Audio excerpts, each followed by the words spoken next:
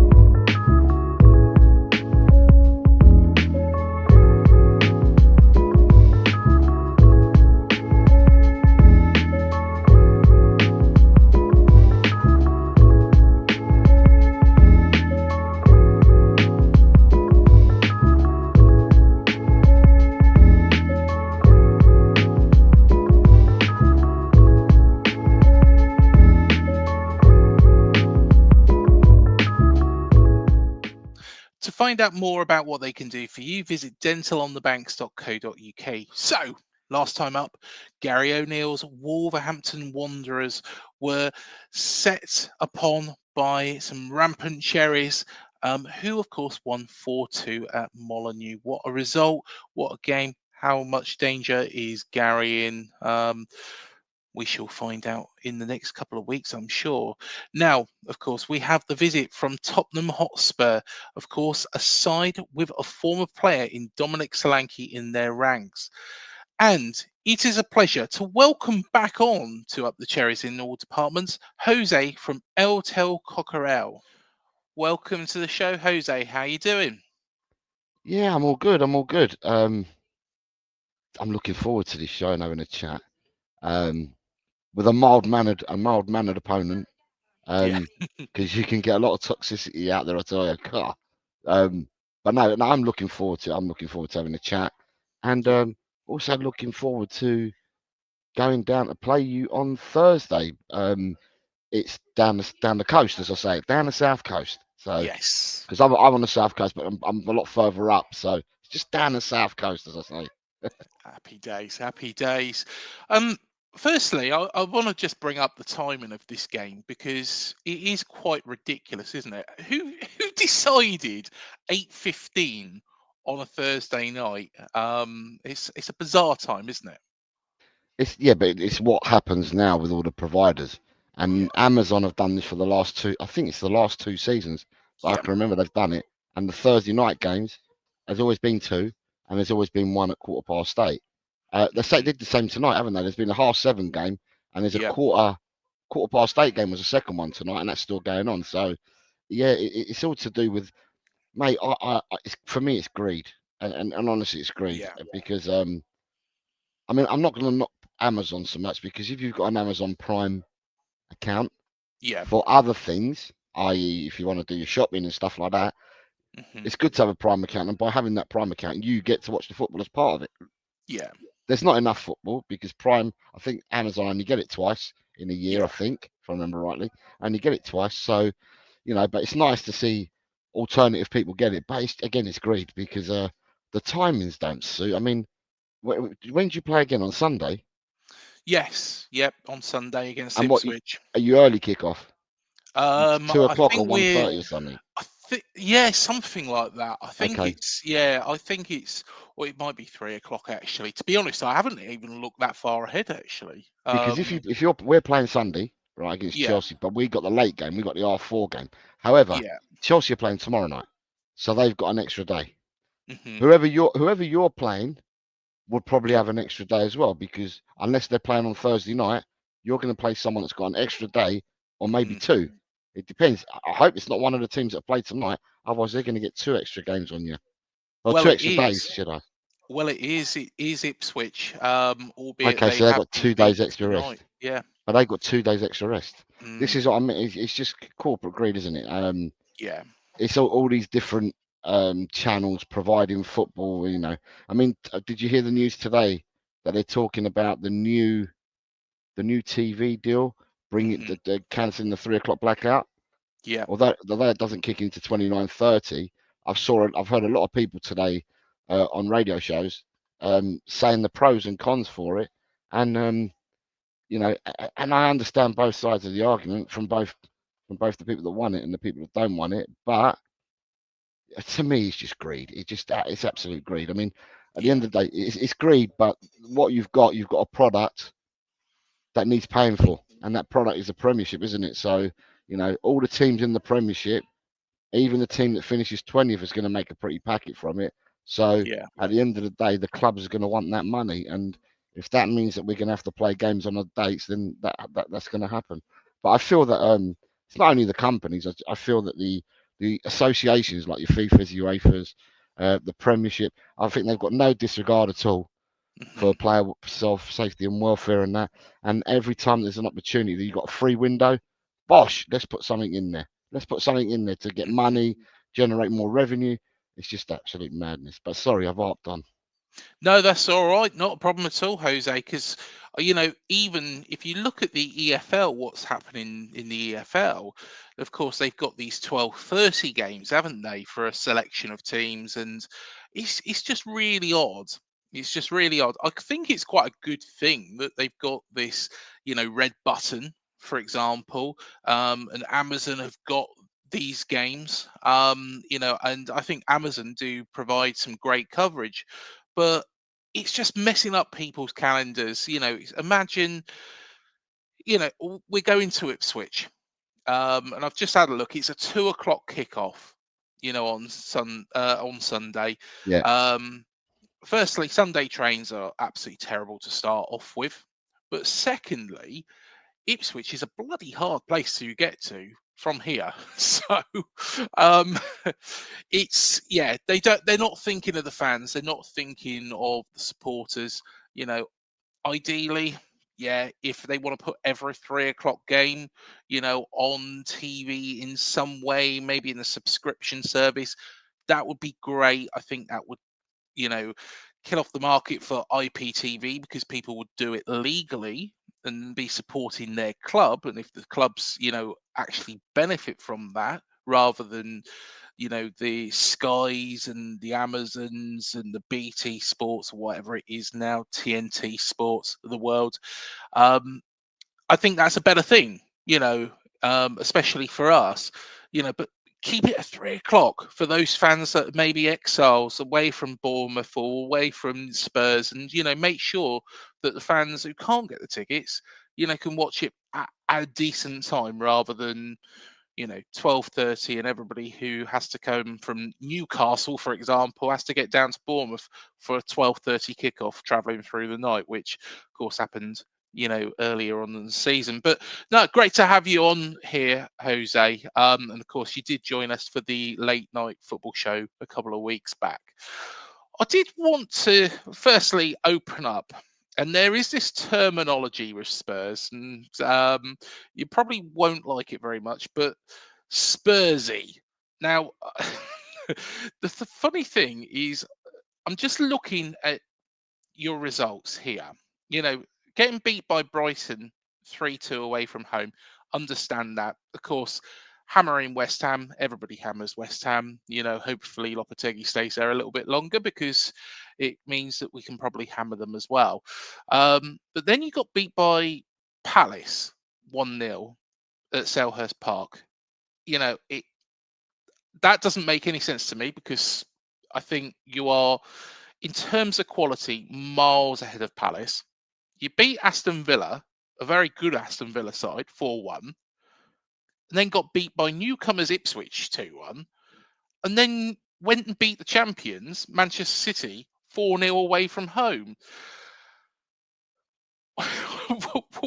what does a Spurs fan make of this terminology Spursy? And is it fair to say that maybe the players are up in their game for the big games, and maybe these lesser games, like against Ipswich, against Crystal Palace, there's just this drop off? What is the answer behind it? I don't agree with the term, right? Okay, fair enough. But Fair enough. what I'm going to say, right? I'm Yeah. going to say you look at Brighton, who are currently fourth, and you Yes, go down to Bournemouth, who are currently 13th. There's a 5 point difference. there is. So Yes. that gives you 1, 2, 3, 4, 5, 6, 7, 8, 9. That's 10 teams with a Mhm. 5 point difference. And Yeah. when I look at when I look at them 10 teams, right, Yeah. we've lost 5 games out of 13. So Yeah. have you guys. Yes. Villa have lost 4. Newcastle have lost 4. Fulham have lost 4. United have lost 4. Brentford have lost 5. Forest have lost 3. City have lost 4. Brighton have lost 2.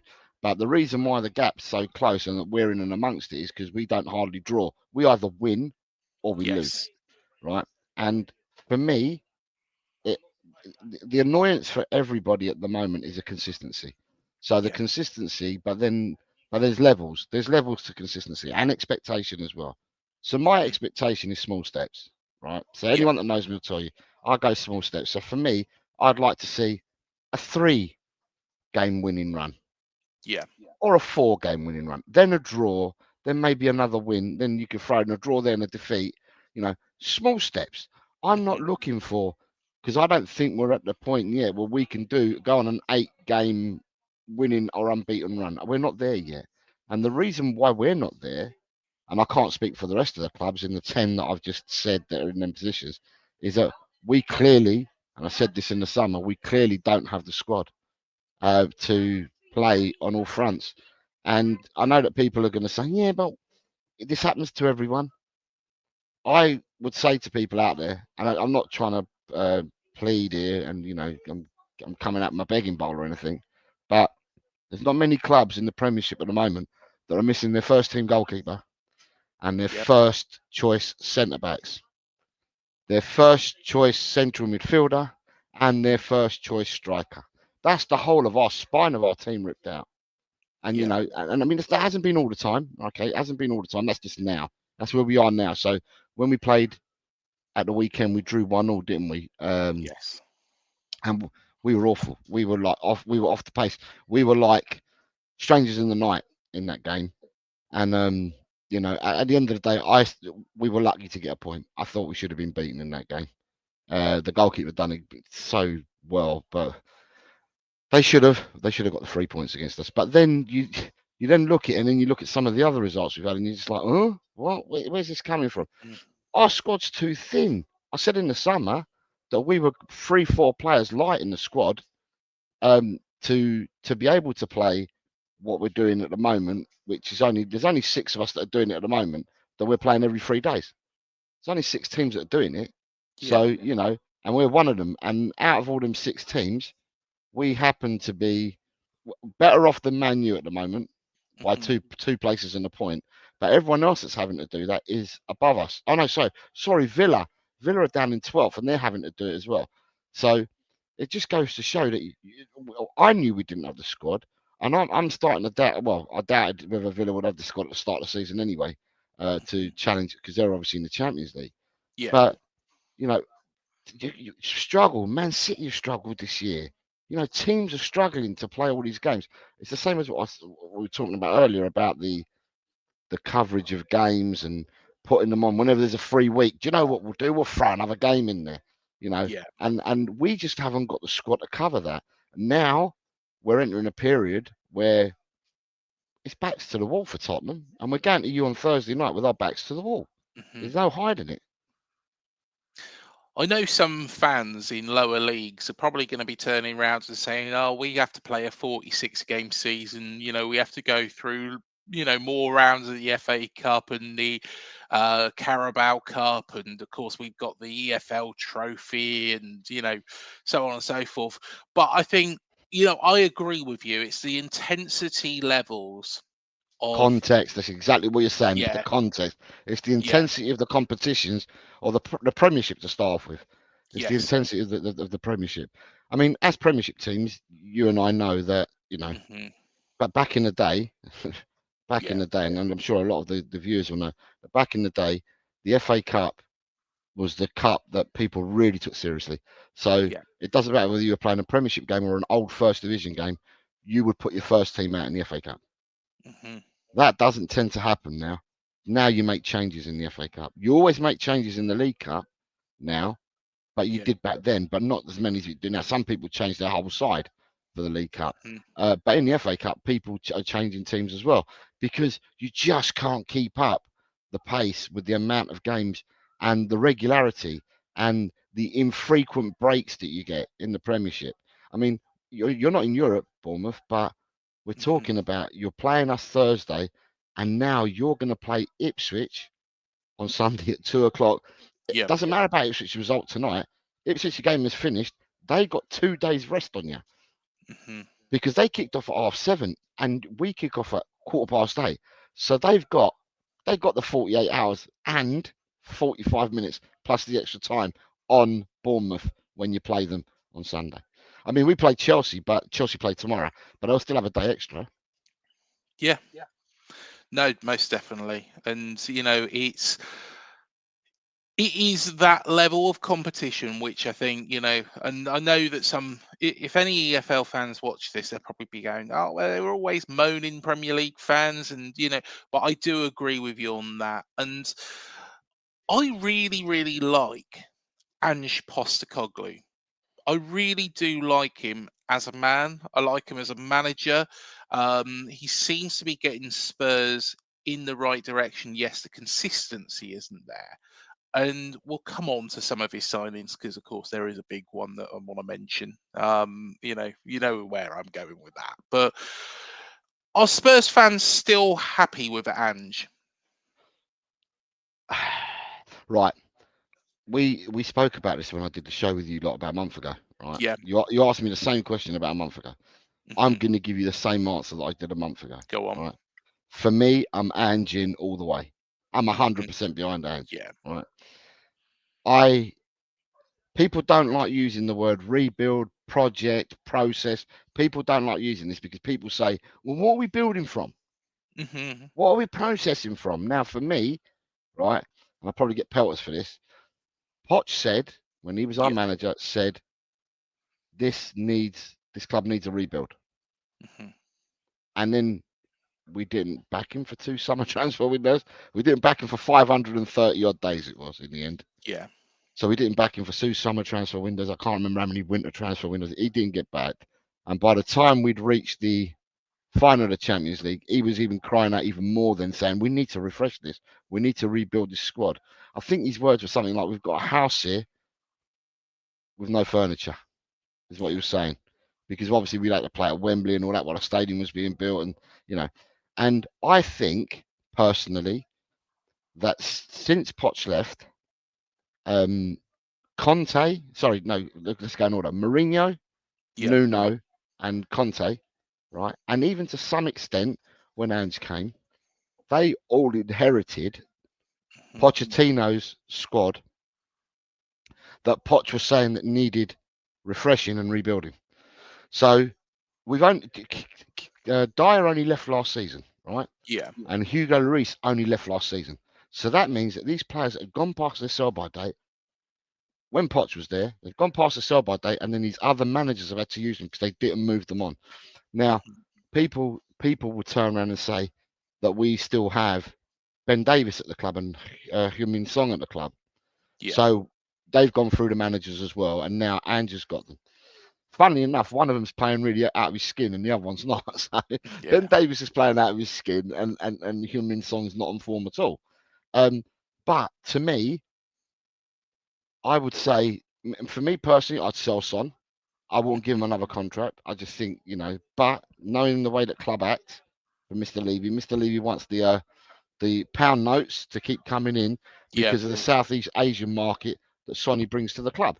Now, for me, Ange, so when people ask the question, I think that Ange has inherited, because even when Ange came, he inherited players that had been bought by the previous managers or at least were with Poch. I mean, we had Sessegnon. Sessegnon came in under Poch.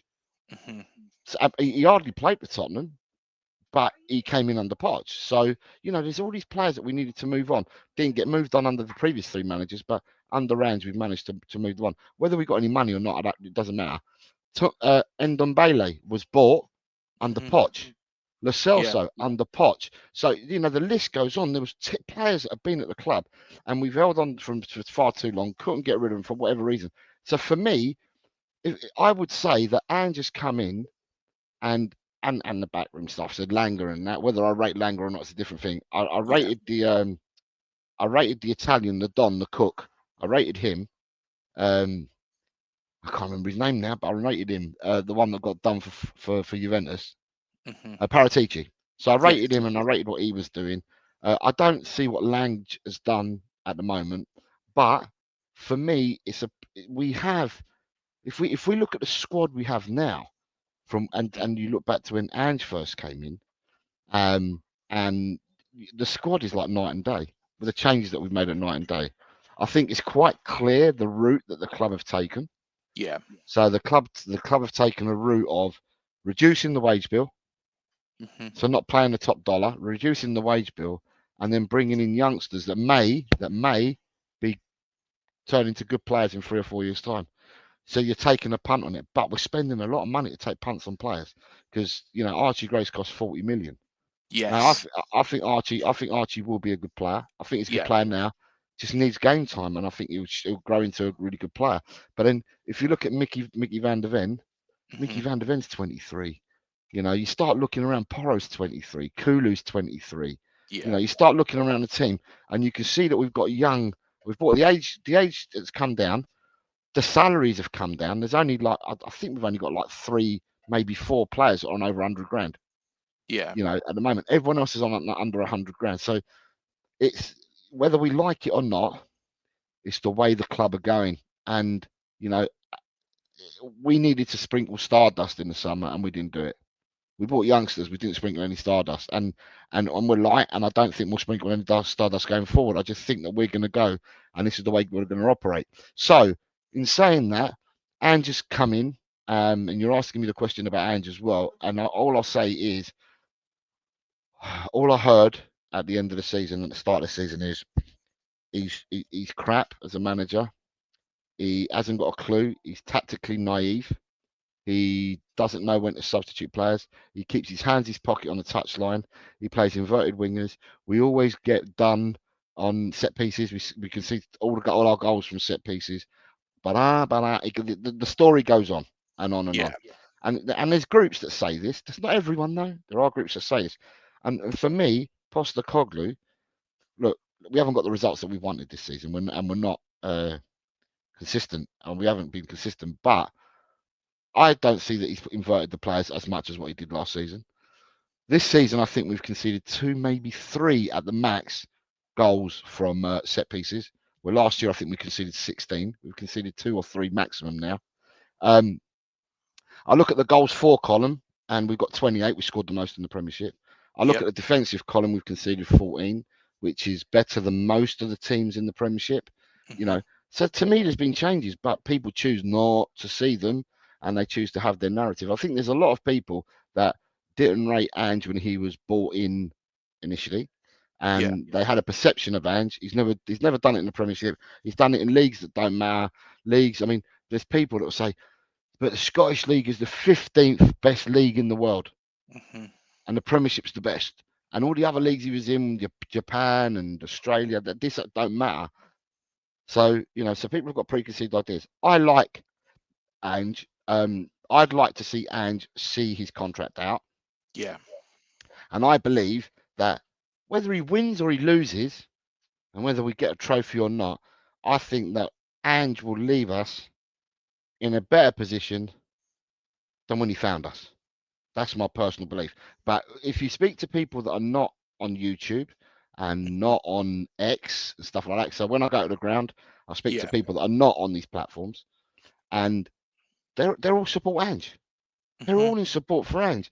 It's just the toxicity that you get on platforms like YouTube, social media, and stuff like that. And there's a divide because you've got some of the fan base don't want Ange on the social media platforms, and they'll spew that narrative out that Ange is shit, blah, blah, blah, and they don't want him. Yeah. And then you've got the others, you've got another mob that say, no, we want Ange and we did it. And then what they then do is they turn on each other. The ones that don't want Ange say, well, you deserve what club you get, to the ones that do want Ange. And the ones that do want Ange, they're shut down by the ones that don't want Ange because they won't listen to anything that's positive. They just want to give the negative dribble. So it's toxic out there, but Yeah. on social platforms, it's toxic. At the stadium, it's not. Yeah. And to be honest, I was very much, and of course, Jose, you know quite a lot about Andoni Iraola and what he did in Spain as well. And when he first come in, it was a weird situation because, of course, I was disappointed that Gary O'Neill was sacked, but I could understand it was an opportunist moment where Iraola, was become available, and we went in for him. And I because I do follow Spanish football, I knew what he had done at Vallecano, beating Real Madrid, Barcelona. How it was effectively getting Luton Town, to the verge of Europe. Okay, it didn't stay there, but it was that sort of thing. And then I thought, well, it didn't seem to work at first, but it definitely does now.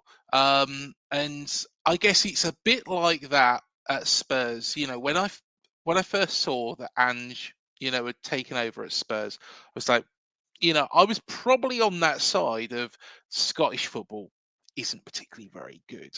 You know, you've had managers that have come from Rangers and Celtic before, and it hasn't worked. And the one that did work was Sir Alex Ferguson when he would come from Aberdeen over to Manchester United, and then went on this unbelievable run, albeit he could have got sacked a lot, quite a bit before he started doing any of that. But it was from that one of those sides which, outside of the Rangers Celtic circle. But Ange has really grown on me. And I think what he did at the start of last season was very good. And what I can see him doing now, just to come to your point about Archie Gray, and we'll mention the other player because I know everybody watching this is going to be going, oh, mention his name, mention his name. I'm going to hold it off for the moment. Archie Gray, I think, is a fantastic signing from Leeds United. I really do. What do you think is, and what do you think stopped Ange from utilising him more than he has so far? Well, I can't answer that question because I'm not on the training ground. But Yeah, I'm kind of baffled because mm, we've now got Lolo, who's out with the suspension yeah, and can't play now till the 26th, when we play. I think it's Forest on the yeah, 26th. He's suspended till then. But this is how messed up the world is. mm, He's done this out of season, or what he got found guilty for was out, or what he admitted guilt to was out of season, mhm, and the Premiership have hammered him, given him a 7-game ban. But he's allowed yeah, to play in Europe. We got 2 games. Obviously, we played Roma mhm, last week, and he was allowed to play in that game. And then we've got Rangers next Thursday, and he's allowed to play in that game. So then yeah, you've got Biss, who's going to be your starting. I don't like calling it numbers, mate. So people call it 6, 8, 10s. I don't like all yeah, that shit. For me, you're just a midfielder. And whether you're mhm, an attacking midfielder, defensive midfielder, I'm going to call him a defensive midfielder for now. yeah, So Biss has got to play. Is Biss going to be able to play 7 games in such a congested period? Because from December the 1st, which was this Sunday just gone, yeah, we play every Sunday of the month of December. So we play all 5 Sundays and we play all 4 Thursdays, mhm, because obviously we're in the Carabao Cup as well. yeah, So the start of it was, we've got you now, then we've got Man United next week. Sorry, mhm, then we got Rangers next week. Then we got another league game. Then we got Man United. It's just one game after another, mhm, and I'm thinking to myself, well, is Biss gonna be able to play the 7 games that Lolo's away for? yeah, Tomorrow will be the second game, all right? Because mhm, he was away. His first game out was this weekend just gone. Oh no, this will be his third game. He was out against Man City as well, right? yeah, So Biss looked like he was on his last legs at the weekend, right? And to me, if Archie Gray's natural position is mhm, that defensive midfielder, which I saw him play for Leeds last season. Yes, Yeah. he did play at right back a couple of times for him as well. Predominantly, he was used in that midfield role, right? Yeah. And you spent 40 million on the boy, and he's 18. You spent 40 million on him. That's a big outlay. Now, I know you've got to look after players and that, but if you spent 40 million on him, and he's not going to know his own price tag, but if you're valuing this boy at 40 million pound, Yeah. then surely you've got to start playing him. And for me, and I called this at the weekend, and it's not because it's Bournemouth, I saw that there's loads of players that are absolutely on their last legs last weekend, right? Yeah. And I thought to myself, do you know what? Against Bournemouth, it doesn't matter who comes up next, it just happens to be Bournemouth. I would play Bergvall. I would play Gray. I would play Jed Spence. I'd even give Serge Reguilon a run out. Just to give a doggy Porro, give them time out of the game, let them recharge because these boys are burnt out, and because we just haven't got the squad to manage the minutes that we've got to play this season. And if you keep playing the same players all the time, of course they're going to get into the red zones. So I would play them. I'd play them players. It's not as if we've got the luxury to pick any other players because all our other players are out injured. So we can't use Bentancur because he's suspended. Yeah. Then you look at it and you've got Kulu's knackered, but got a little bit of rest at the weekend, but he's knackered. Then you've got Brennan Johnson. We have Mikey Moore's out injured. Odebert's out injured. So Richarlison's out injured. There was another certain number 9 for us who was out injured at the weekend as well. So, Yeah. at the end of the day, if you've got injuries and you've got players that are absolutely fatigued, make the bloody changes. Pick the youngsters. Let them play. Let's see what they've got.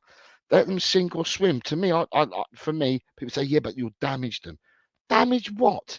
Archie Gray was a first-team player last season. Yeah. Bergvall, all right, it's a different league. Bergvall was a first-team player. If you don't give these youngsters a chance, then they're never ever going to shine. I mean, you got the Gooners. The Gooners have got that Namweri. Yes. Okay, so Ethan Namweri and Mikey Moore are both the same age group. Yeah. And they both play England 17s and England 18s or whatever. The better prospect for England has always been Mikey Moore. Who's had the more minutes? Yeah. Very true. Namweri's getting a chance. Lego Head is giving Namweri a chance. And I'm just thinking to myself, okay, so Mikey Moore started one game in the Premiership. He started one game in Europe and he got 10 minutes here or there towards the end of last season because they wanted to tie him down to a contract and they wanted to make him feel special to keep him at the club because you wanted to keep the vultures away from him because it was his first contract he was signing. If he's good enough, put him in the team. Simple as. But again, Odebert's out, Mikey Moore's out, so we can't stick him in the team. And so therefore we are forced to play with some of the players we've got at the moment. So at the weekend on Thursday, when we play, if we're going to use the same formation, we can only choose between, at the moment, I'm going to say we can only choose between Son, Johnson, and Kulu. We've got no one else to choose from at the moment because we don't know whether there's any players coming back from injury yet or illnesses. So we're at our bare bones. Simple. To be honest, that's something I didn't really know too much about Spurs because, just looking, at the players, of course, that have played this season, it seems like it's been very, very, very consistent. With regards to the start, the players that start in most games, and it seems like Ange hasn't, implemented the fringe players like Archie Gray, who I know I'm very, very confident. He's a player who I think will make the step up. Given the chance in the Spurs side, he's a great signing for Spurs long term. Okay, he's got to be allowed to make those mistakes in the first team, and I think he will do. I think Ange will give him that chance. But yeah, I completely agree with you on that, and it's something that, I don't think that the rest of the Premier League, when they say Spursy, realizes that Ange has kept it very consistent with that, starting 11, albeit the one odd changes. But I just wanted to come on to, of course, this man. Can I before you do that, can I just say just one more thing, right? What is the nearest league in comparison to the way the Premiership is played? For me, is the German league, the Bundesliga. Yes. Okay. Yeah. Why do all our youngsters need to go to the Bundesliga to become absolute superstars because they're given a chance to play football, Yeah. right? And yet, at these clubs that they're at the moment, we don't give youngsters a chance in this country. It's beyond me. And people say, yeah, but you got to bleed them in slowly and all that. That Bino Gittins is tearing it up at Mm. Dortmund, absolutely ripping it to pieces. Yeah. Sancho, when he went to Dortmund, ripping it. Bellingham, ripped it. You know, Hmm. you've got Musiala, who's left England to go to Germany, ripping it for Bayern. All these young boys are going out and ripping it. There's people that have had loans out there. Yeah. You got Ian Matson who's gone to Villa now, who was at Chelsea but went on loan to Dortmund, ripping it out there. Got his move to Aston Villa. Why is it that in Germany, which is the closest league in comparison, I'm Yeah. not going to say it's as great as the Premiership, but the style of football, the pace of the play and stuff like that, all the youngsters go out there and they get first team minutes and they're absolute ballers and world beaters. And over here, we're struggling to find one youngster to stick in the team. Now, Hmm. people will say, yeah, but you can't put people in. Come on, mate. Look at Barcelona. Yeah. Barcelona have got Balde at left back, Kabasi at centre half. They've got bloody Gavi, Pedri. Hmm. They've got the Lamau. You know, Yes. Yeah. you start looking at these players. These players are like 17, 18 years of age. Some were 16 not so long ago, and they're playing first team football. And Barca are up there, and because they give them a chance. And so Mhm. to me, I'm thinking to myself, what comes first, the chicken or the egg? Because Yeah. other leagues seem to be able to play the youngsters, but we can't do it in this country. But anyway, rant over. No, completely agree. And I think let's look back at the Euros and, of course, what happened, in Spain, winning the Euros fair and square. That final, I have absolutely no complaints. Spain, much, much, much better side. But it was because Lamau was given that chance, by Barcelona, that he showed that he was good enough to get in the Spanish team. And that's really, what clubs in English football should do. And secondly, it's what the England manager should be looking at as well and going, right, got to take a risk on this youngster, And take them to, Nico was 20 in the Euros. yeah. Pedri was 19 in the Euros. All right, he got injured after the second game, Hmm. but he started. Gavi didn't go because he was injured. Yeah. Kabasi didn't go because they decided instead of putting him in that tournament, they put him in the Olympic team. So, at the end of the day, it's not even the clubs. They're playing for the national sides as well because they're being given them Hmm. opportunities. And I'm just like, I know England have gone down that route for picking younger players now. But sometimes I think to myself, do you know what? When you see the players that play and they seem to plod, right? Yes. I'm thinking to myself, give it to someone that's hungry. Get the plodder out the team. Put someone that's young and hungry to make the plodder then think, do you know what? I need to back up my ideas here.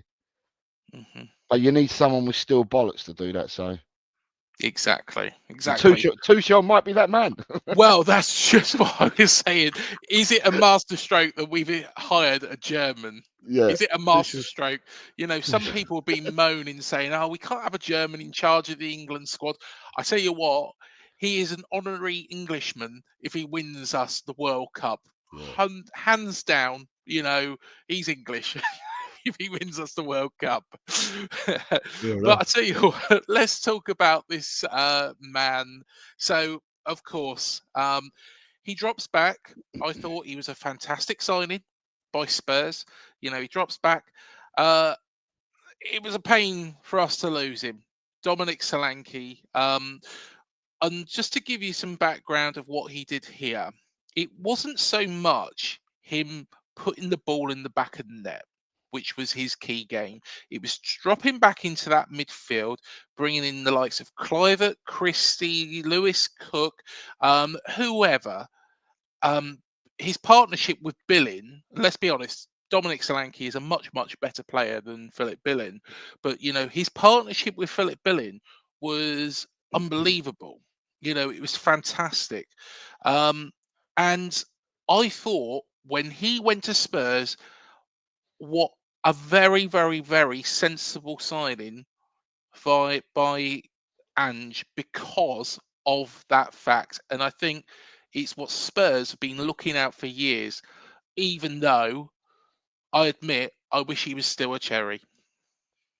All right, so for me, I'd watched Dom play. Yep. I watched Dom play at Chelsea. I watched Dom come through the England. I watched Yep. Dom come through the England, the unders, should I say, the youth squads at England. I watched him play for youth at Chelsea. I then watched him go to Liverpool. Yep. And then I watched him from Liverpool go over to Chelsea. So I've followed Dom. I've known him. I've known Yep. about him all his career. Because Chelsea had that famed academy at the time, so it wasn't just him. There was loads. I mean, in the same age group as him, yet Loftus-Cheek was in the same age group as him, and Yep. players like that, and they've gone on to forge careers elsewhere. Tomori was around at that time. Yep. The boy, called a centre half that's gone out to Milan. Tomori, yeah, Tomori was around. Tomori, yes, and yeah. and the other forward, Abraham, was around at the time. So so I knew about all these players from years and years ago. And Solanke has learned. He learned his trade, trying to find himself as a footballer. I felt at Chelsea and Liverpool, but learned his trade watching some because Chelsea they weren't short of a few bob, were they? When he was at Chelsea, you couldn't get into the side at all because you had your Hernan Crespo's, when you can go buy Hernan Crespo and you can go buy Shevchenko's, you buy all these players, Yeah. and the players that came in after your Drogba's was there and people like that, Mutu's, all these players, whoever they had at the time, Chelsea had an abundance of strikers that he learnt from. Yeah. Then he got his move to Liverpool, and everyone thought it was a master stroke. Liverpool obviously bought for the future, and then when he's gone to Liverpool, I don't know whether it was Torres, the boys, the Suarez. Maybe even the fellow who retired not so long ago, who used to play for Chelsea, who ended up being he's on match of the day and stuff like that. Went down and played in Australia. He played for England in just before the World Cup. I think 2016. He was playing in the European Championships. I'll try and forget that 2016 European Championships because he came through. He came through Raheem Sterling. But Sterling stayed in the team and he didn't. Anyway, these are all the players that he was learning off. So he's learned at Chelsea, he's learned at Liverpool. And it took a move to Bournemouth for him to find himself as a person and as a player. But he'd learned, he picked up tricks of the trade and whatever from looking at all the other players that he'd seen at the previous clubs. Yeah. And when he's gone to Bournemouth, he's played, for me, he was an excellent footballer. Okay, his position is striker, but he's an excellent footballer. First and foremost, his football brain, and that is superb. And he's an actual footballer. He's a baller. He can play football. He's not like the archetypal number 9 battering ram. He's not that. He's an actual footballer. He's rounded. So, and I watched him play for you guys, and I like what I saw. And when we went for him, I was like, God, our fan base was going mental that we didn't buy the boy Tony. Yeah, we're going for Tony. Who's the other one? Santiago Jimenez. Like the thing that made me laugh about when it ended up being Solanke was that, and I'll say when it ended up, is because Tottenham have never come out and said, we're going for X. We're going to go and try buy it. And it's all people that are, I called it spraying the AK-47. You've got journos out there that spraying and hoping that one bullet sticks, right? So we were linked with everyone and every man and a dog, but no one ever said Solanke's name. Yeah. And Ange, when we went for Solanke, Ange said that him and the Langer and people like that, he was the person that they wanted. They weren't looking. Some other names were mentioned, but the person they wanted and the person they were plumbing for was Dom. Yeah. And Dom's come. The only thing I'm going to say about Dom is they're an unforgiving crowd, the Tottenham mob. Yeah. And we're not as forgiving as probably maybe you were at Bournemouth, where you all loved the intricate play and that. The goals then followed. But at Tottenham, you got some part of the fan base look past what he does because they just want goals. They just want him to score goals. If you buy a 9 and you pay 65, you want goals. For me, it's more. He does more than just goals. I think the goals will come as and when you build up your relationships and the patterns of play. The goals will come. I mean, I feel that the wide players or the wide forwards that we've got, I think they play on autopilot. And the only person that I ever see look up is Kulu. So if Kulu's out on the right and he's gone wide right, Kulu doesn't play a ball into the box blindly. Kulu looks up because he's got composure. He looks up and that. But when you've got Brennan and even Sonny does it, they just try and get past the player and they just whack the ball in low across the box. Nowhere near Dominic Solanke.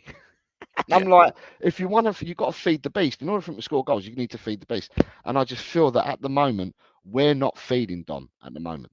Hmm. But having watched Dom, I've seen people toe punt the ball at Dom.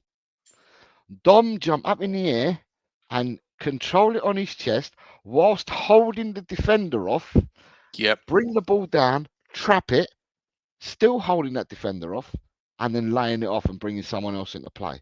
But not Yeah. just once or twice. I'm talking about he can take it chest high, he can take it hip high, he can take it thigh high, uh, knee high, calf high. It doesn't have to be a ball roll on the floor. He can take it. And the thing is, the ball sticks.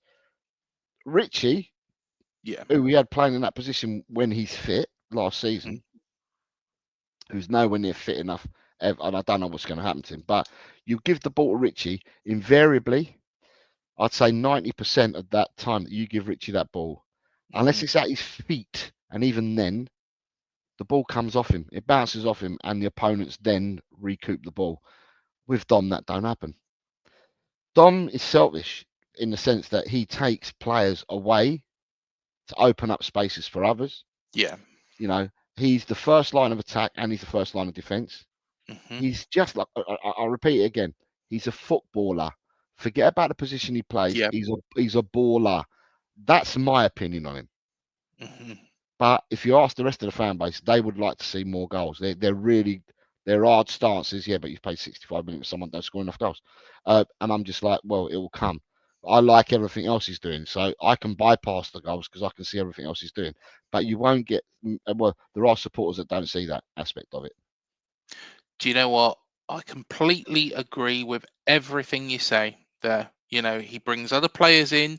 The ball sticks to him. He's a great turner of the ball. He's got great awareness.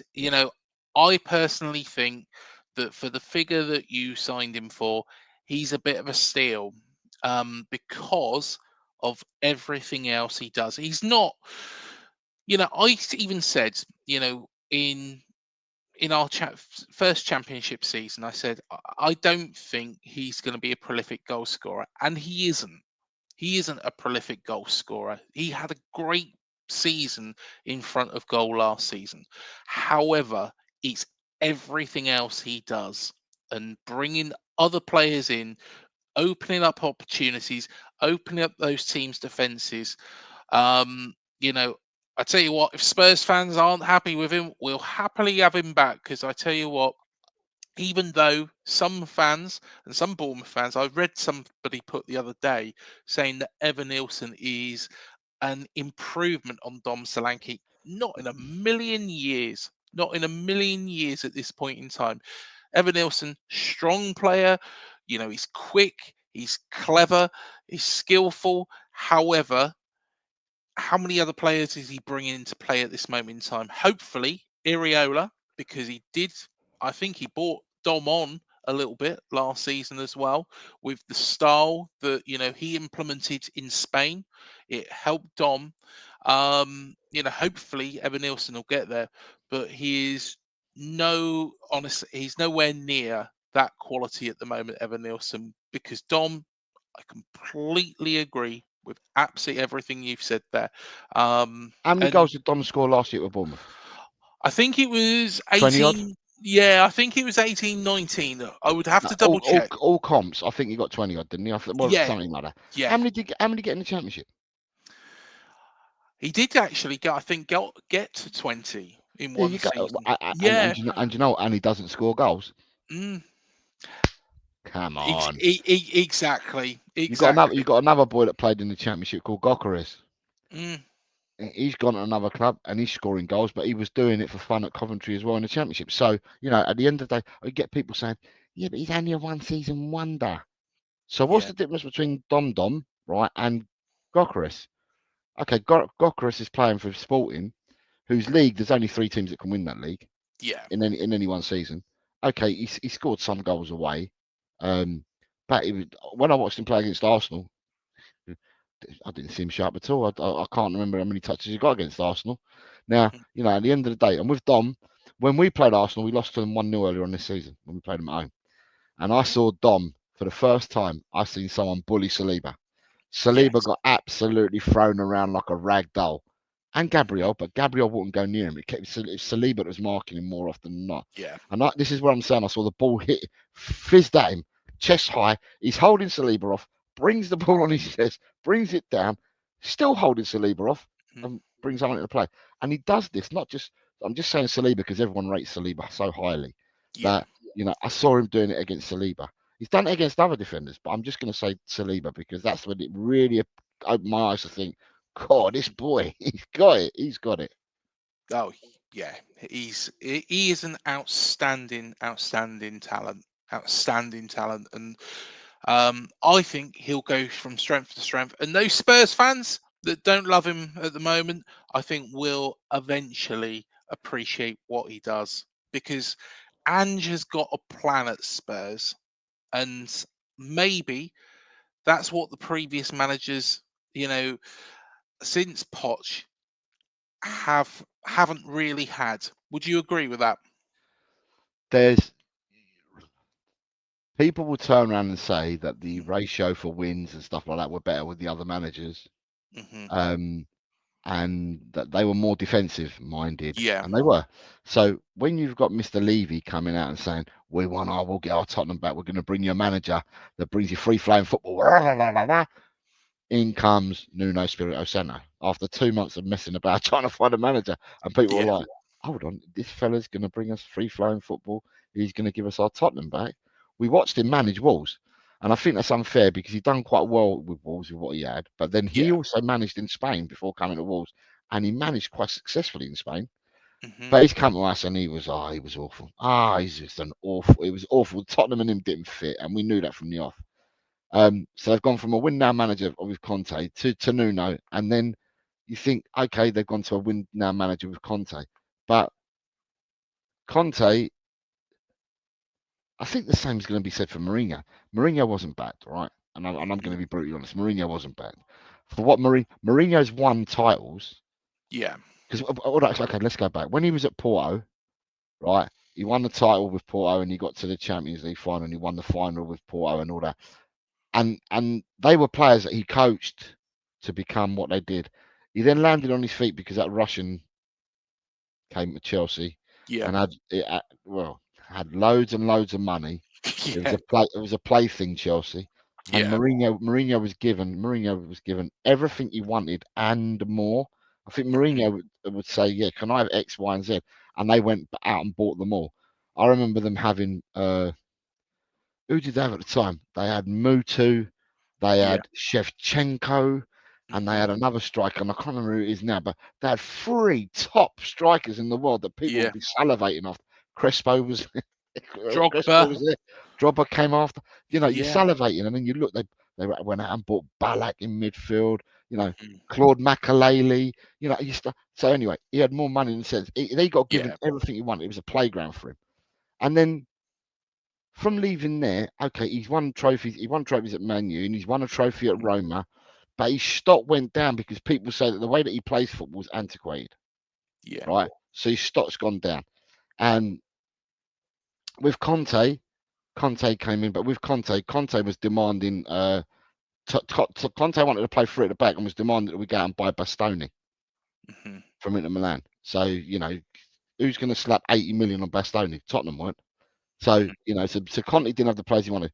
But with Ange has come to the club. I've got a feeling, and it's only my feeling, right, is I don't think Ange has been backed, to be honest. I really don't, because the thing that we don't know, and I've said this many a time, is that when you go for a job interview, right, you know what the job description is, person spec, you go with the job, right?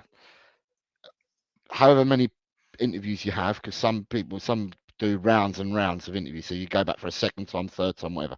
So as they get to know each other, Ange must have been told what he was coming into. Must have been. There's no hiding. They must have been told. And whatever he's agreed to get that 4-year contract, he must have agreed and aligned himself with whatever the club were aligning with. Yeah. The problem is as a fan base, we don't know what that alignment is. We don't know what the deal is between them. But for me, unless he knew about this already, that they were going to try and reduce costs on wages, right, and then bring players that were just youngsters and go and try and buy players to speculate, to accumulate. If he knew this, then fine. Yeah. But watching Ange in his interviews in the summer, and I think, and I might be speaking loosely here, I think this might be Neto that he was talking about. He didn't give a name on that.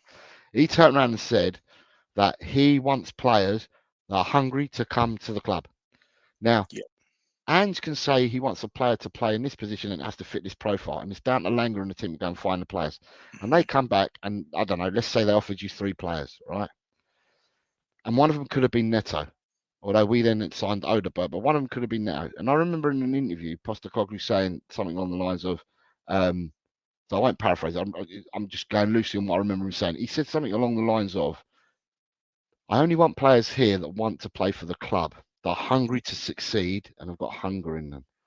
I don't want players that want to know about their image rights, or down the road they're prepared to pay me 80 grand more a week and stuff like that, because straight away they don't want to come to your club. They're more concerned about themselves than wearing your badge and playing for the club. Now, when he made these comments, I thought to myself at the time, he must be talking about Neto. Yeah. I don't think it was Eze. I don't think it was Eze he was talking about, but I think Neto, because apparently we did bid, but we didn't offer the money that Wolves wanted and Chelsea did. So I've got a feeling that although he didn't name the player, I've got a feeling it could have been Neto. But do you know what? It could have been anyone, because at the end of the day, they go and get the players. He then okays it, right? But he can only okay what he's given. It's not as if he said, "I want you to go and buy me player X," right? He just says, "This is the player I want, someone to fit this profile." But do you know what? We've got, I don't know, for argument's sake, we've got Dom Solanke, Ivan Toney, and Santiago Jimenez. They're the 3 players that we can get for you, Ange. Who do you want? And Ange says, I want Dominic Solanke.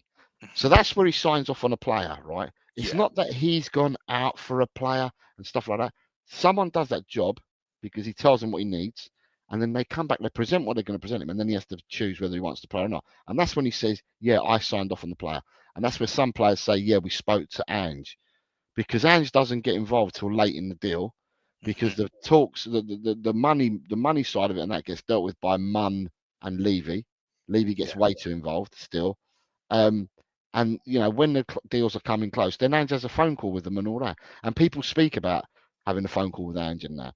But Ange only okays it because that's what he's given. So I think that people need to think before they speak, saying, yeah, but Ange picked him and Ange okayed him and Ange says he was his signing. And the one that they're going to pick on is going to be Timo Werner, because Timo Werner has been signed twice. And they're going to turn around and say, well, Ange approved it twice. Well, the way that I look here, and I don't want to be disrespectful to anybody, but if you offer me Timo Werner, Donald Duck, and Mickey Mouse, and I've got a choice of them 3 to make, I'm picking Timo Werner, because Mickey Mouse and Donald Duck are going to be no good for me. So, you can only approve what you get given. But Tottenham, I fear, because all I've got to say on the club at the moment is that when we look at the revenues that clubs make as a PSR, you look at the revenues that clubs make. Tottenham were told, or we were told, that we were going to build a stadium that would be a game changer, and all the money that stadium brought in would be a revenue stream for us to improve footballing, the footballing side of it, like your first team for men and women. They said at the time. So I'm thinking to myself, okay, I can understand Brighton spending 200 million this summer, because Brighton got loads of money for Caicedo, and there was another boy that left Brighton. There was 2 of them that left Brighton and went for big money. Oh, the name fails me at this moment in time. There was 2. There was 2 that went for big money. Yeah, there was, wasn't there? So and they didn't spend it. So therefore, in their financial accounts, they were able to spend that money this season, right? Now, I look at the Premiership and I think to myself, who brings more revenue in than Tottenham? Because it's not just the football; it's your Formula One, your American football, your Beyonce concerts, your boxing fights, and all the money that comes in from that. So the revenue streams are there. But what are you doing? Are Tottenham investing it in the first team, or are Tottenham putting that towards the debt that's owed for the stadium and bypassing the first team?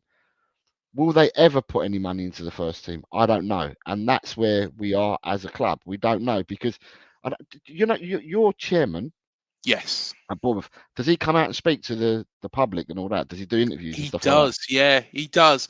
Maxim Denim, the previous owner, the Russian owner, was absolutely fantastic for this football club, but he wasn't.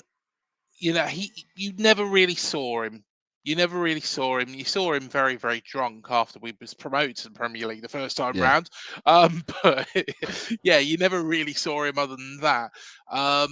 But Bill Foley is very much out there. He's speaking to people. He's engaging with people. He's telling people what his next plan is.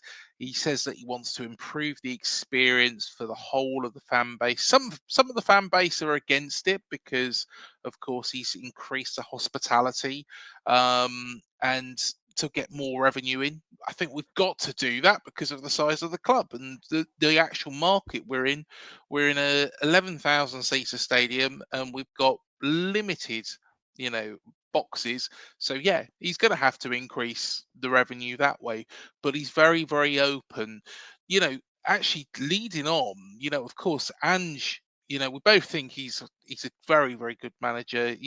Would you say he is the best since Poch? Firstly, For me, right, it's going to sound weird, right? yeah, I back all our managers 120%. yeah, So whether we had Christian Gross, yeah, Nuno Espirito Santo, Juan de Ramos, we've had some people yeah, manage Tottenham in my lifetime, and I've backed every manager and I back my team because yeah, I'm a supporter and I'm a fan. I'm a supporter and I back my team. um, for playing front foot football, yeah, he's probably been the best since Poch for playing front foot football, but playing front foot football, last season we conceded far too many goals playing front foot football, yeah, or some would say kamikaze football. Because when we went down to yeah, 9 men with Chelsea and he played on the halfway line, everyone was yeah. like, "What's he doing?" So people will turn around and say that he plays kamikaze football, and I just think it's a team that's evolving and learning and adapting as and what you go through. Yes, He's been a manager in different leagues, and it's the first time he's been in the Premiership. Mhm. But he ain't the only one. It's the first time being in the Premiership. There's Yeah, other managers as well that have never managed in the Areola. Premiership, that have come in. Yeah. So Thomas Frank, when he went to Brentford, never managed in the Premiership. Mhm. You know, start looking at who else can I say? I'm just looking Fabian down here. Hertzler. You got Lopetegui, Yeah. Hertzler as well. You Yeah. got Rude, who's coming Mhm. to Leicester City now. You got the Glasner, who went to Palace. You know, Mhm. so you've got McKenna at Ipswich is his first Yeah. gig. The guy at Southampton is his first gig. So at the end of the day, you can't just say, yeah, but they've never done it in the Premiership, so they're no good. At the end of the day, you got to give them a chance. Mm. Like I said, I back my managers 120% regardless of who they are. And I will Yeah. back Ange. Whilst he's with Tottenham, I will back him. I would like to see Ange see out his tenure. Mhm. But I know it's a results driven game. But I feel that the contract that he signed, he's on the wrong side of age, to be Mhm. honest. So, Yeah. if he sees out his 4 years, it's all well and good. Now, that's not to say that he's a has been by then. He'd be, I don't know, he'd be 62 by then. That doesn't mean you're a has been because Signori Ranieri has just come back at 76.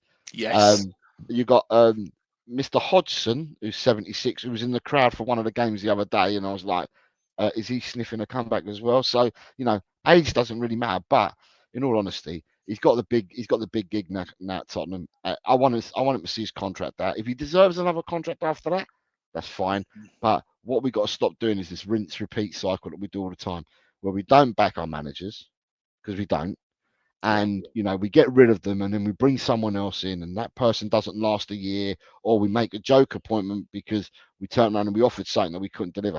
And the reason why I asked you the question is because a lot of the Tottenham fans will turn around and say, but we don't know where we're going. No one's told us where we're going, Mhm. what the plan is, how we're going to progress, what we're going to do. Nobody's told us nothing at all, and that's where the annoyance comes in for a lot of the fans. Um, Yeah.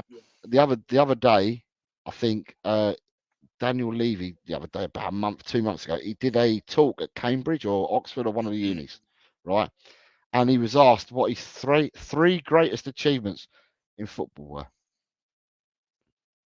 Do you know what he said? Go for it. Reaching the Champions League final was number one. Mm-hmm. And building the stadium was number two. Mm-hmm. And I can't remember what the third one was. And all the fan base scratching their heads saying, well, under his tenure, we've only ever won one cup. He never said the greatest achievement was winning the cup. It was all right to get to a final, was his number one. Building a stadium, and I can't remember what number three was, but winning the trophy was not on his top three. That's what we deal with day in, day out.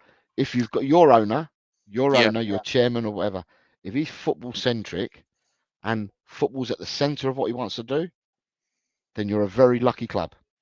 Because we can't say that our chairman is football centric. I travel because I live on the south coast and I travel to work, and I work in the north, so I travel into London and go back out. But when I travel into any of the mainline stations or undergrounds, they had posters saying the Tottenham experience, and it was all these bright colours, right? And they had a picture of a boxer on there, picture of NFL player, had pictures of everything, concerts and all that, and there was nothing that said Tottenham Hotspur Football Club, and no Tottenham players. They sold corporate seats online not so long ago. They were selling the corporate boxes for the Manchester United Carabao Cup quarter-final. Yeah? And do you know what the tagline was?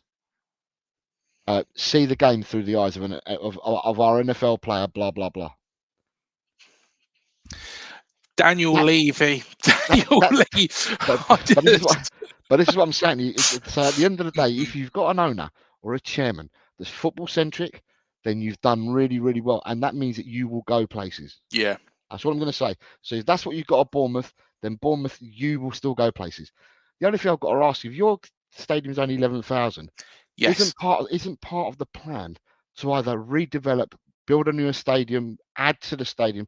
Isn't that part of the plan? Because you guys have been in the Premiership for a number of years now. Yeah, it and is. what's the timelines for that? And what do they want to do? Because I don't know. I think what the plan will be is to complete the training ground, which is pretty much there. We'll then move out of our current complex, which is just behind Dean Court, which is way too small. I've been in there. I've had a look around the training ground. Yeah, it's nice facilities. It's always nice and clean, so it should be. It's sufficient. What you would say is sufficient for a League One team. Okay. It's not sufficient for a team that's in the Premier League. It's also not sufficient for a team which wants a Category 1 academy, which is what we want, which is what we need, because the running joke that we've always had here, it's not a joke, it's horrible really, is that the best talent in this area would go, or they would be at Bournemouth or would get poached by Southampton or Reading or one of the London clubs. And that's how it used to be. Whereas if we get a Category 1 academy, then we can actually bring those players through, and those players will play for Bournemouth, and then those players we can then sell at a healthy profit, not decided by a tribunal or decided, at a lower rate. Those players we will make a lot more for. So I think an academy, from when I spoke to Kieran Maguire, costs about 2.5 million a season to actually run, which in fact, it's a lot of money, but it's worth it if you've got a player that you can sell to recoup that every year, or you've got one that might, go on to do really good things and sell them for 10 million. That has been, what Southampton have done. That's what Reading have done. That's even what the likes of Chelsea, Arsenal, yourselves have done, because, they might be fringe players, but you're still getting the money to actually keep that academy going. So those players that you do decide to keep, and those players that do embed themselves in the first team for a long-term period, haven't really cost you anything because they're being offset by the players that you've sold. and that's what the plan is. So I think once we've moved into that new training ground and got that academy, or started working towards that, I think it takes a little while from speaking to Kieran Mogwire. What we'll do is we'll knock down the current training ground and build it behind the existing stadium whilst we're still playing there. It might take off however many car parking spaces. Who cares? Who So cares when you're about saying that? but how long is it going to take for you to have your training facility up and done? Is that nearly, because you're saying it's nearly It's done? nearly, It's yeah, nearly, pretty much nearly done. Yeah, pretty much nearly done. I think there and is does it have the still, facilities for your academy as well, or are you building another separate facility for the academy? it's got the facility for an For the academy as academy. well. So in a Yeah. nutshell, everything, the training centre for Hmm. all purposes for Bournemouth, for all age groups, Yes. including the first team, will be there. Yeah. Where the current one is at the moment, where you're training at the moment, Yeah. are you knocking that down, or are you knocking the stand down and then building it all up? It would be knocking down the existing training ground Yeah. and then building it at a, oh, what's the best way to say this? Probably a 25-degree angle out from What, building the a new existing. stadium? Yes. Yeah. Oh, so you're That talking is about the building a new talk. stadium, Yeah. not knocking down the stand where that is at the moment, and then start The building up from problem there. is with the existing stadium, we have got a very, very good catchment area. So you have got all of Somerset, really, which has got, yeah, some people from Somerset might support Bristol City, but you've got that to tap into. You could probably go further, a little bit into Devon. You've got the whole of Dorset, and of course, yeah, Southampton's nearby, but um, we have got such a good catchment area. With that existing stadium, I spoke to Eddie Mitchell. God rest his soul, he's now sadly passed away, our former chairman. He was a bit of a Marmite character with some of the fans here. He said that he was able to build on that existing stadium to get it up to 22,000. I was really, really excited by that because I think, yeah, I'd love to stay at the existing Dean Court because it is home. It is a great stadium to watch football at. It's got the atmosphere and, of course, the memories of 2015 promotion. Yeah, Okay, yeah, we've been promoted since, of course, against Nottingham Forest, but that 2015 one was the most special one. The first time yeah. you do it, it's like anything. The first time you do anything, it is the most That's the exciting history. time. That's in the history books, isn't it? You've done it the first Yeah, time. It's in the history books. exactly. You can do it 3 times, but Yeah. history books will tell you when you first did it. The big problem, though, with that stadium is, yeah, if we could get it up to 22,000, expandability from there, no. Um, Also, what Eddie Mitchell wasn't probably, you know, thinking of at the time. And, of course, I haven't really seen these plans in much detail. I know a bit about them, from speaking to Eddie at the time. The hospitality Yeah, wasn't really there, to be honest. It's not the hospitality that Bill Foley wants to actually tap into. He wants to tap into the American market so people can come over from America. They take the interest from the Vegas Golden Knights, who are doing really, really well. He's got that, to be honest. He's a brave businessman because he took ice hockey to the bloody desert. yeah, How many people think, well, you know what? I want to take ice hockey, a game which is played in the bloody winter, and stick it yeah, in the middle of Las Vegas, which is the hottest fucking place going. How many yeah. people think of that? So he's a brave man. And what he wants to do is he wants to tap into that because that is the way this football club is going to stay in the Premier League. You look at the likes of Wigan Athletic, you look at the likes of Reading, you look at all these clubs that historically were seen as decent, well-run clubs. Now they're probably not none of them really did what AFC Bournemouth were planning to do. Birmingham City. Birmingham City, yeah, yeah, Yeah, Birmingham City, Coventry, Derby Coventry, County. The list yeah, is endless, isn't it? The list is yeah, endless. yeah, Yeah, and the list is endless. Blackpool came up for a while, for a couple of seasons. mhm, Came and went because they had no plan. yeah, It's, yeah. Swindon. yeah. Yeah, there's a lot of clubs, isn't there? So So yeah, I think he's got a very, very good, plan in mind. But going back to Daniel Levy, you know, He don't talk to anyone. yeah, when I look at Spurs, I see him as a massive problem, as a massive, massive, massive problem at the football club. You ain't got a hammer, have you? So I just want to hit the nail with it. Yeah. He is a massive Oh. problem. He is interested in that, and he's not interested in, Spurs are traditionally a well-run football club, but they're a football club that should be expecting success. They should be expecting a lot more success in winning trophies and, getting to a Champions League final. Okay, everybody remembers the winners. Yeah, people will probably remember that time getting to that Champions League final, but the history books don't normally remember the Yeah, runners up so but well. when your leader says that his biggest achievements in football is, like I said, in the order was Yeah, reaching the Champions League final and then building the stadium, and then yeah, whatever his third one was, I can't even remember what the third one was, but it was a load of tosh, right? yeah, And I'm thinking to myself, we won a League Cup under you. mm, Wasn't that the biggest achievement? Because that's an achievement. That's a football achievement. No, yeah, it's not. And that's where we are as a club. yeah, We've got a tremendous stadium. I mean, I went for the first time. I went at the Everton game. mm. We've got a tremendous stadium. It's like something futuristic. It's like a Oh, it's Martian, amazing. a Martian spaceship's just landed in north of Yeah, London and just plotted itself there.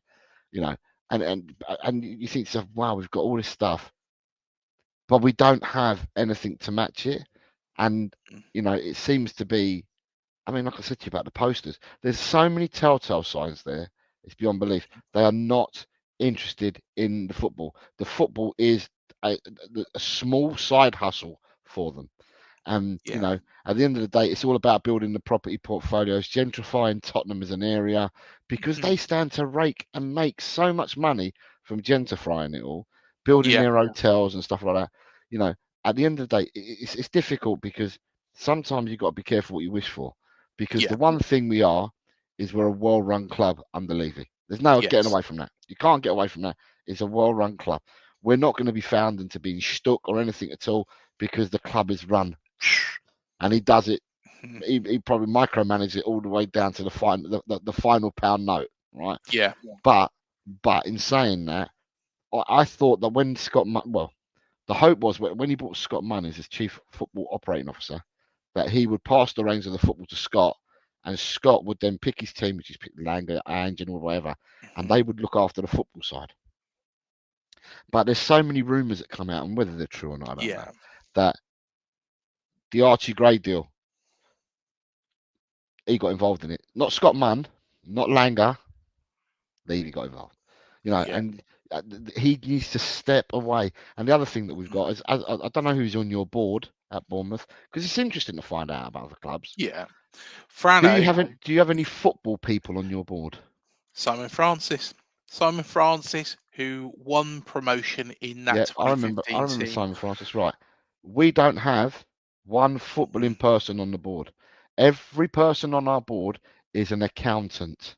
mm, and they're And top level interested in that. accountants, but the top level accountants they are, by the way. It's not as if Yeah. they're any mug accountants. They're top level accountants. But we do not have one football person on our board. Mm, Says it all.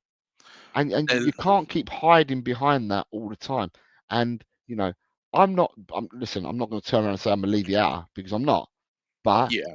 I've got to speak my mind about the situation. And I have up until now spoken about Ange, about his Mm, situation, spoken about the team. Well, now I'm going to speak about the board.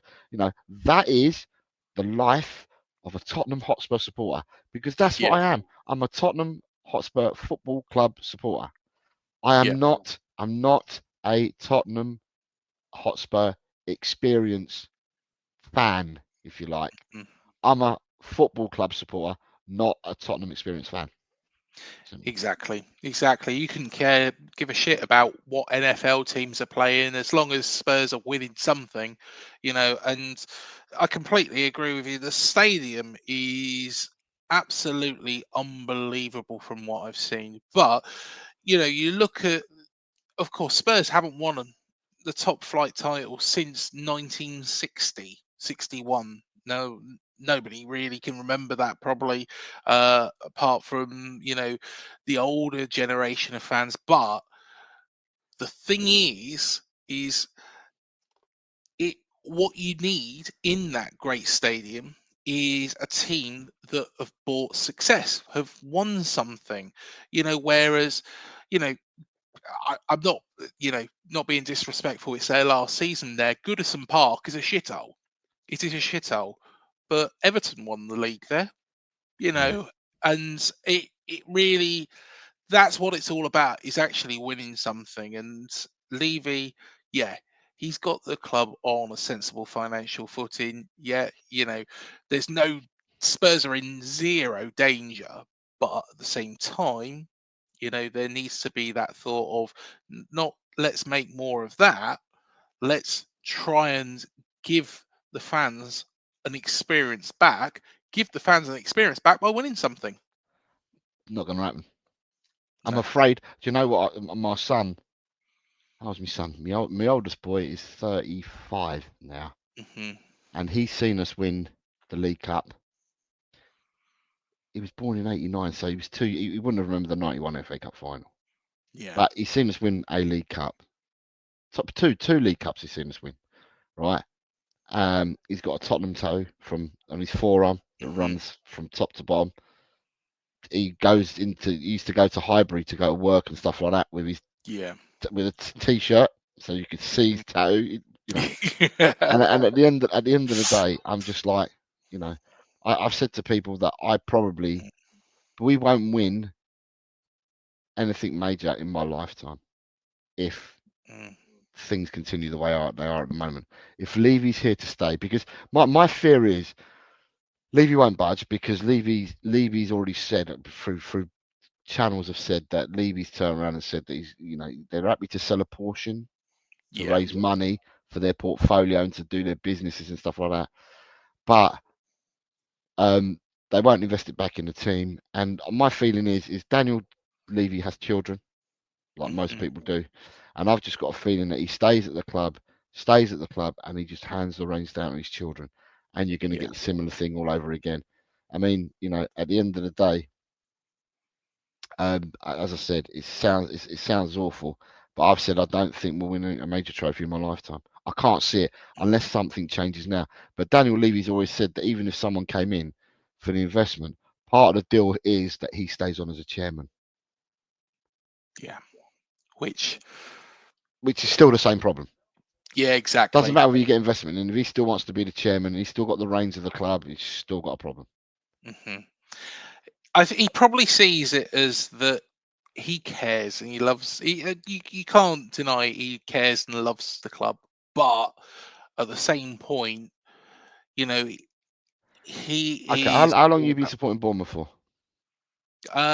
Well, of course, since minus 17. Since minus 17, of course, we've had some bad owners, in the Yeah, past as but well. how long have you been supporting Bournemouth? How many years?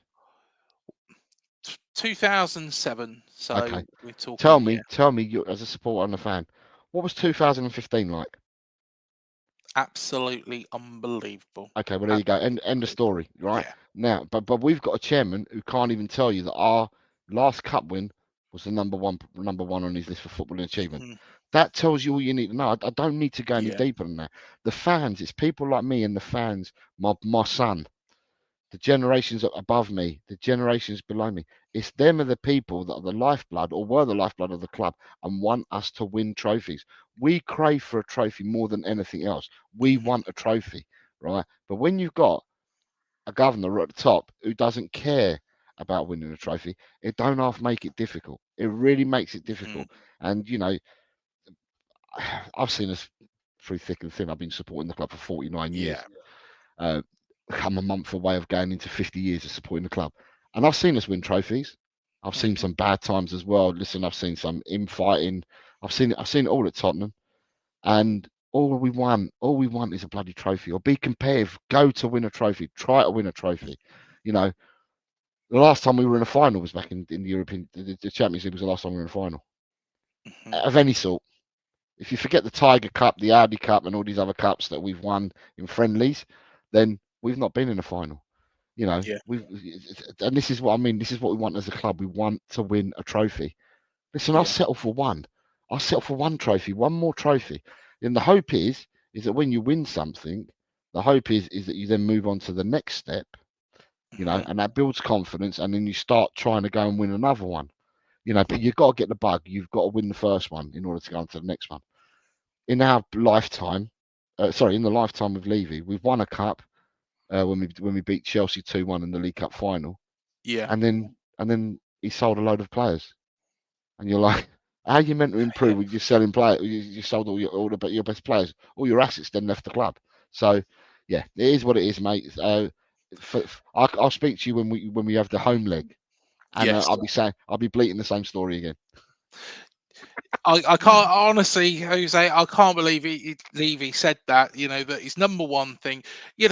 If you beat Liverpool and you won the Champions League, say it, shout until the cows come home, Levy. But don't say yeah. Just happy to play it I come mean, second. Hugo Lloris has just released his book, right? Mm, His autobiography. And in his autobiography, people are annoyed about this, but in his autobiography, he said that 4 days before the Champions League final, Levy gave every player a watch, saying, "Well done for reaching the final."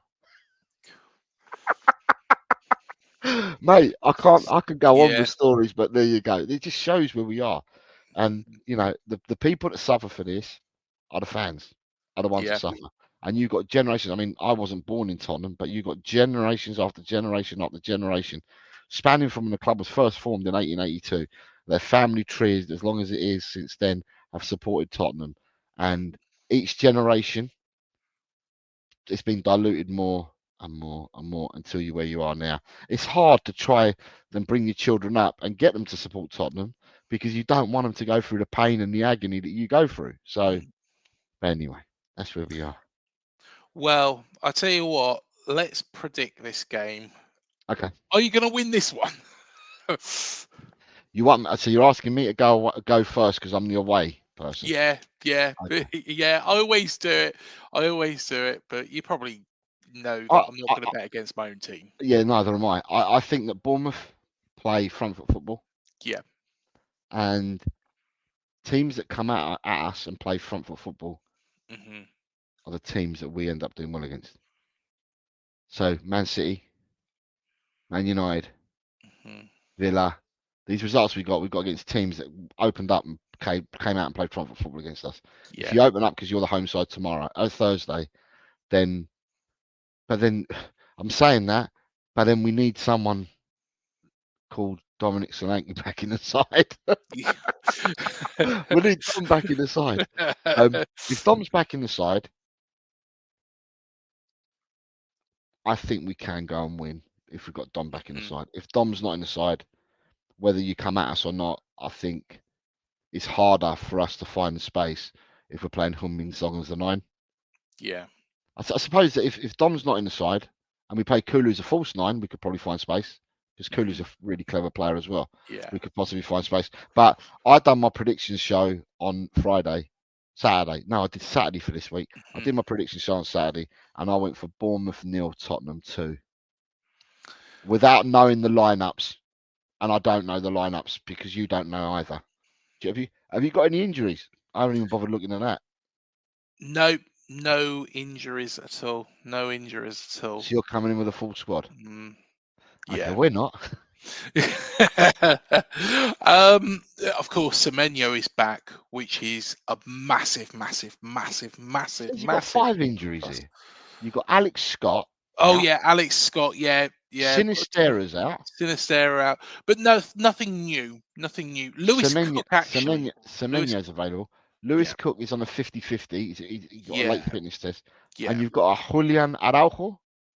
Yes, yeah, He's out as well. So you've yeah. got players that are out at the Yeah, moment. but there's nothing apart from Lewis Cook, which I think Lewis will be back. There's nothing really new. So we should Um, have what I've seen, thought of as our full squad really. we have no Vicario, Mhm. no Richarlison. no Bentancur, no Mickey van der Ven, no Mikey Moore. 50% is currently being assessed at the moment, Romero. Hmm. Solanke's currently being assessed. He's got an illness, and they say it's 50-50. Archie Gray has a thigh injury and is being assessed. And Odebert's out as well. So, Yeah. yeah, Well, we're all right, aren't we? I'm going to predict something now with regards to that. I think Dominic Solanke will play in this game. Hands down, he'll get himself fit. He is a warrior. He will want to play in this match. And I'll say this, he will score, 110%. Dominic Solanke will score. I think it's going to be a real battle. I think it's going to be a real battle. The head says 2-2 would be a decent result for me because based on what you've just said there, we do come at teams, we do play this high press. It's probably going to play into your hands. And Iriola, maybe one criticism at Iriola that could be thrown at him. And I don't criticise him very often. I did criticise him in the first couple of games, when he first got here, especially after the Everton pounding. We got beat 3-0 at Goodison Park and they were shit. We were just worse. We don't ever seem to play well at Goodison Park for some reason. But, bringing back to the point, the one criticism that could be thrown at Iriola is he doesn't adapt. He plays his own way. And maybe this is a time when he maybe should adapt. Is there anything wrong with that, though, do you think, with playing your own way? Because I don't think there is anything wrong with that. Because if you don't play your own way and you don't instill, it's a bit like Ange, mate. If you don't instill and you go away from the philosophy that you've got, right? Yeah. So you've got a philosophy. The tactics is how you're gonna promote your philosophies through your tactics, right? But if you decided to play completely different against the norm of what your philosophy is, then to me, sometimes you can go backwards by doing that. I mean, it's all right to say to your defenders if you're playing the high line. Now, don't get me wrong. In England, I think the majority of the Premiership play high line. To be honest, it's the way football is now. Yeah. And they play high line, right? So if you drop 5 yards, your defenders drop 5 yards, then that's a tactical change. You're not taking away from your philosophy.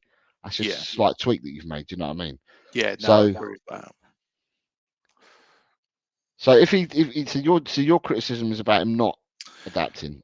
I think Is that with tactics though, or I think I think but let's take that game at Goodison Park this season as an example. Everton, we know, are a scrappy side. We know that they're an ugly side. We know that they're a very difficult side, if you are playing in that sort of style of football. And that's why Everton have got some decent results against some decent sides this season. It's not because Everton are a good side. I think it's because they seek kind of get the best out of them. And I think, during that game, there was a lot of balls being pinged down the pitch. We was pressing high. I think we were probably the better side, even though that was our worst performance this season. But Everton were catching us. They went 2-0 up. And then there was a little bit of a shift. And Iriola made some changes. And I tell you what, it was like chalk and cheese. I thought it was a really, really poor performance to, playing absolutely out of our skin. In 8 minutes, we turned it from 2-0 down to 3-2, up. yeah, And I think that maybe could be just the one criticism thrown at Iriola. But I do agree with you there, Jose, that I think sometimes if you do change that philosophy, that style that has served us as a football club so well, I think it can work against you. So, yeah. but I think I'm not going to bet against my own team. I'm going to say 3-2. Head is probably saying 2-2, but the heart, yeah, let's go with the heart. I'm going to say a 3-2 win. Whatever it'll be, I'm hoping it'll just be a good game, and Yeah. that we're hyping the game up. Well, I don't know whether we've really hyped our teams up tonight, but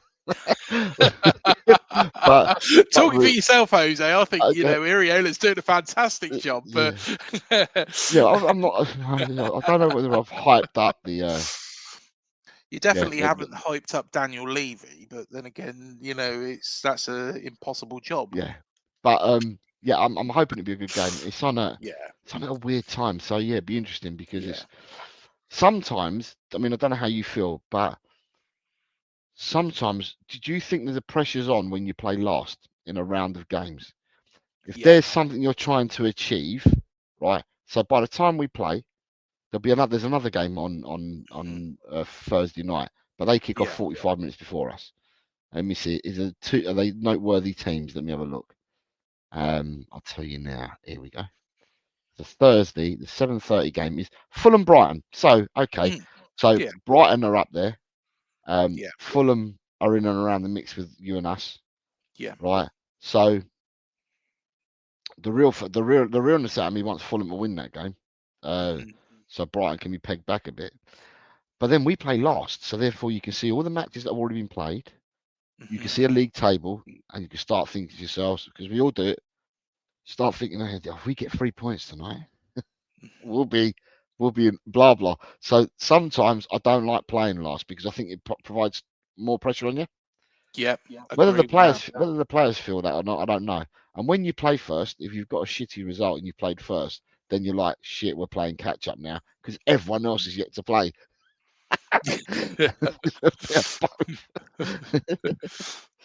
I do agree with you on that. And come kick off, if we can see a route maybe into the top 10, even higher than that, might be thinking, well, Europe, it could still be back on. That's the dream. I think that's the dream for Bill Foley. I think the fans are a little bit more like, right, okay, we'll take a top 10 finish, happy. That'll be an achievement. I think Bill Foley wants to go to the capital of Moldova, or Transnistria, or somewhere like that, and take us on a European tour, which would be great. But I don't think it's possible.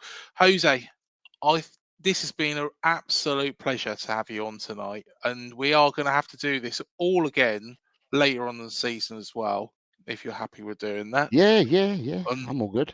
Yeah, we will get you back on to the late night football show because you enjoyed that, and I did. we enjoyed it as well. And maybe I might take part this time because it was Matt and Ryan, of course, on there last time round. But no, absolute pleasure, mate, and all the best for the rest of the season. Before I let you go, though, give a shout out to the channel.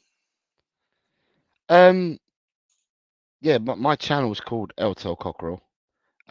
Obviously I'm a Tottenham supporter, but I have plenty of people that support other teams that come into my chats, come into my shows. I'm quite busy with work, so at the moment I've been appearing on other people's shows, and I do a predictions show, which is interactive for everyone that's a subscriber, and people quite enjoy that, and I do that on a Friday. And I am off work the week after next for 3 weeks, so I'll be able to do a bit more. So yeah, it's a channel that's coming along. I think, I don't know how many subs I've got. I don't know, 740 odd or whatever. It'd be nice to get to that 1,000. That gets you the kudos with YouTube. It does, yeah. It does, yeah. Then you don't have to worry about, have you got enough views and have you got enough subs? But yeah, so that's the goal now, is to get to that. But even going for that, I'm happy that I have a community, because for me, the numbers can come and that's organic, but what you want to do is you want to keep your community. And I've got a really good crowd that come in. So I've got a stable crowd that come in and watch the shows, and they all know each other, and the banter's there. Even with the people that support other clubs, the banter's there with them. And yeah, that's what I want to continue to do. Yeah, most definitely. That's what it's all about. It's the community and, getting everybody together. But Jose, real pleasure. and we shall do this again later on in the season, no doubt. Thank you very much, Craig. Thank you. My pleasure. Thank you so much. And thank you everybody for joining us. Hit the like, subscribe and the bell button below to be alerted to any new videos we do here on Up the Cherries in all departments. Also do check out all of our recent interviews. We've had David Icon, of course. You will have heard of him. Also, we've had Harry Redknapp on several times. Of course, there's an interview with him on this show. So Spurs fans, you might be interested in having a little look for that as well. He's always on here, Harry is. So yeah, lots to watch. Also, do check out all of our other interviews as well. We've had Omid Jalili, of course, the comedian on. We've had members of Five, Hard-Fi, the Blue Tones, The Farm, Dodgy, Kasabian, Ocean Colour Scene, you name it. Probably named one twice, but we've had loads of stuff on here. So make sure you subscribe, hit the bell button, and you'll be alerted to anything that happens on this channel. And of course, we do have memberships as well. Have a little look at them as well. See what you think. See if there's anything of interest. We'll see you very, very soon. And thank you for joining us. The TalkSport Fan Network. The ultimate on-demand destination for the UK's best fan-led football podcasts. Want authentic supporter insight on all things Bournemouth? Follow Up the Cherries in all departments on the TalkSport Fan Network. Club-dedicated content created by the fans, for the fans. Search TalkSport Fan Network.